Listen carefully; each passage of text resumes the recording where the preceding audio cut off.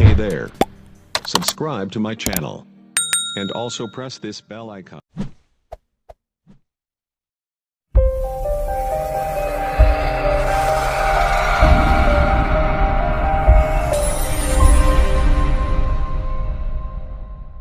Hi viewers, welcome to మీ Paddu life skills.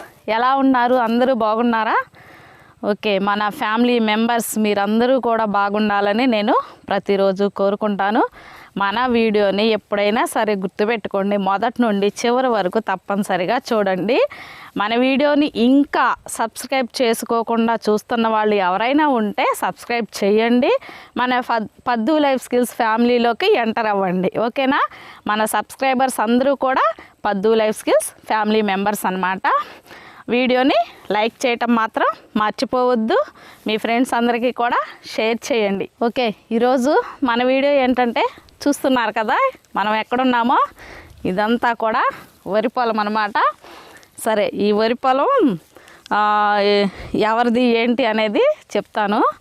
ఇది మా పుట్టింటి వాళ్ళు నాకు ఇచ్చినటువంటి పొలం అన్నమాట. ఇది పుట్టింటి ఆస్తి అన్నమాట. ఇది నాకు వాళ్ళు ఇచ్చింది. సరే, ఇది దీనిలో మేము అదిగో చూడండి, అటు నుండి అది ఒకటి, మేము వీటిని కయ్యలు అంటాము. అదొక కయ్య, ఇదొక కయ్య, ఇది ఈ మూడు అన్నమాట. మొత్తం కూడా ఇది ఒక ఎకరం ఉంటుంది. ఈ ఎకరం పొలం నాకు మా పుట్టింటి వాళ్ళు ఇచ్చారనమాట. సరే, ఇదిగో చూస్తున్నారు కదా, ఇది మేము వరి వేసాము. ఈ వరి ఏంటంటే ఫస్ట్ మాకు కాలువ ఉంది ఈ పక్కన. ఆ కాలువ రాకపోతే ఇటు వరి పండదనమాట. అయితే అటువైపు మా మామయ్య వాళ్ళది బోర్ ఉంది, కానీ అక్కడ నుండి వాటరు ఇది దీనికి పెట్టాలంటే చాలా కష్టపడాల్సి ఉంటుంది. అందుకని మా వారు ఏం చేశారంటే, సరే కాలువ వచ్చిన తర్వాత వేద్దాంలే అనేసి ఆగారనమాట. ఆగి కాలువ వచ్చిన తర్వాత ఒడ్లు పోసి నారు పెంచి నాటేసాము. అందుకని ఇది లేటు కాబట్టి ఇప్పుడు లేటుగా ఈనిందనమాట వరి కంకులు. ఇవిగో చూడండి, అదే ముందే వేసిన వాళ్ళవి మొన్న తుఫాన్ వచ్చింది కదా, ఆ తుఫాన్కి ముందేసిన వాళ్ళవి అన్నీ కూడా పాపం పడిపోవటం జరిగింది. అసలు చాలామంది అసలు నీళ్ళల్లో ఎంత కూడా చూశారు కదా, నేను చూపించాను కదా ఒక వీడియోలో. ఆ విధంగా నష్టపోయారనమాట ముందు వేసినటువంటి వాళ్ళు. మేము ఏంటంటే లేట్ చేయటం అనేది అదొక ప్లస్ పాయింట్ అయింది మనకి. సరే, ఓకే, ఇంతవరకు చెప్పాను కదా ఇలా వేసాము ఇది అని. ఇప్పుడు ఈ వడ్లే కదా, ఈ వడ్ల నుండి వచ్చినటువంటి బియ్యమే కదా మనం తిని బ్రతుకుతుంది. కానీ వీటి గురించి పల్లెటూర్లలో పెరిగిన వాళ్ళకి అందరికీ చాలామందికి తెలుసు. కానీ కొంతమందికి వాళ్ళు అన్నం తింటున్నారు కానీ రైస్తో మనం అవి ఎక్కడి నుండి వస్తున్నాయి ఏంటి అనే విషయం చాలామందికి తెలీదు. సో ఇప్పుడు ఇదిగో చూస్తున్నారు కదా, ఈ వడ్లు ఏం చేస్తారంటే ఎండిన వడ్లని ముందు నారుగా భూమిలో చల్లుతారనమాట. చల్లిన తర్వాత అది మొక్కగా వస్తుంది.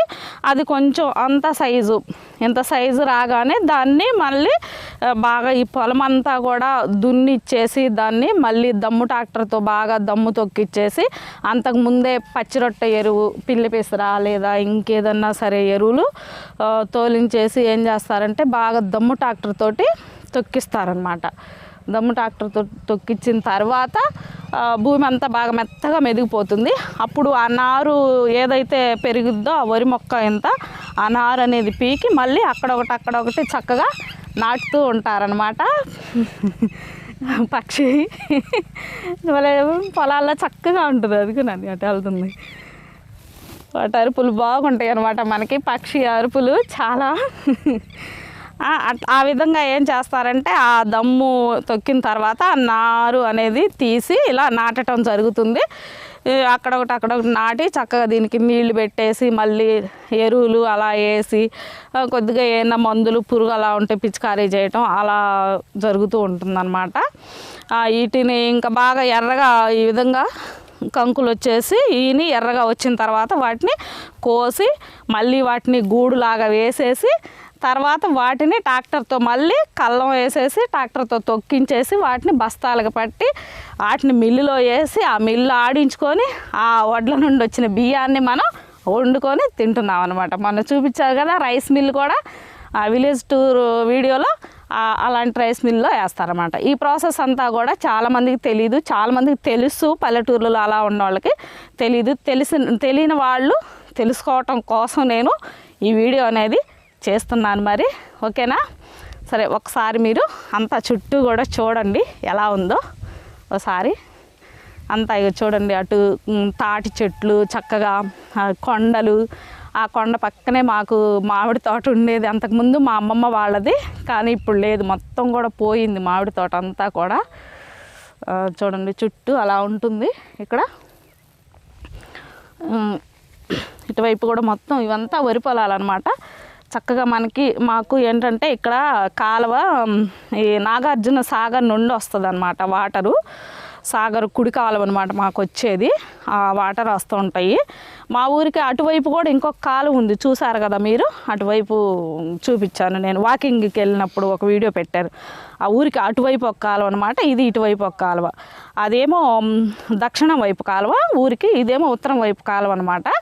రెండు వైపులా మాకు వాటర్ వస్తుంటాయి. ప్లస్ మీకు స్కీమ్ కూడా ఒకటి చూపించాను నేను, ఆ స్కీమ్ వాటర్ కూడా వస్తూ ఉంటాయి అన్నమాట. కాలువలు రానప్పుడు ఆ స్కీమ్ వాటర్ కూడా మాకు బాగా ఉపయోగపడుతూ ఉంటాయి అన్నమాట, ఓకేనా.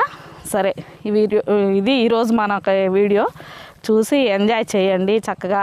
మీ పిల్లలకి రైస్ గురించి ఏదన్నా ఉంటే చెప్పండి, రైస్ ఎలా వస్తుంది ఏంటి అనేది, ఓకే. మన వీడియోని లైక్ చేయటం మాత్రం మర్చిపోవద్దు. మీ ఫ్రెండ్స్ అందరికీ కూడా షేర్ చేయండి, సబ్స్క్రైబ్ చేయండి, బెల్ ఐకాన్ నొక్కండి, ఆల్ సెలెక్ట్ చేసుకోండి, ఓకేనా. మరొక వీడియోలో మళ్ళీ కలుసుకుందాం, బాయ్.